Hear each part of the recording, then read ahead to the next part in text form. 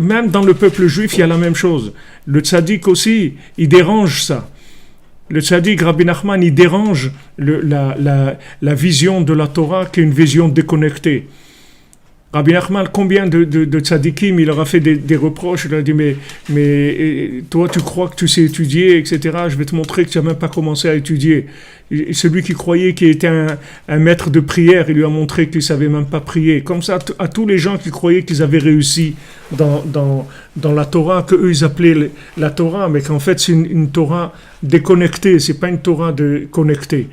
Il y a la Torah qui vient de l'arbre de la connaissance du bien et du mal, et là il y a la Torah qui vient de l'arbre de vie.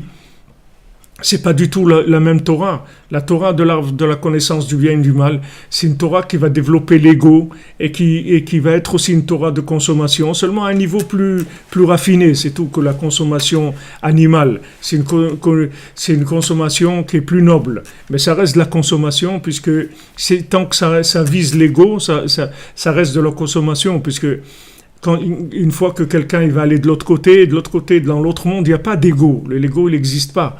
C'est dans ce monde-là qu'on peut jouer au Lego.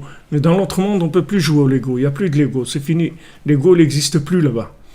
Donc il y a cette forme-là aussi de Torah non connectée, comme je vous ai dit que tous les frères de Yosef qui étaient contre lui, c'était à cause de ça, parce qu'ils voyaient un homme avec une Torah connectée, une Torah de rêve, une Torah où il y a des merveilles, où on rêve de choses merveilleuses, extraordinaires, où on rêve que dans le monde, il va y avoir de la paix, il va y avoir de l'entente, il va y avoir la parole divine qui va être partagée par tout le monde, tout le monde va être d'accord de servir Hachem, etc.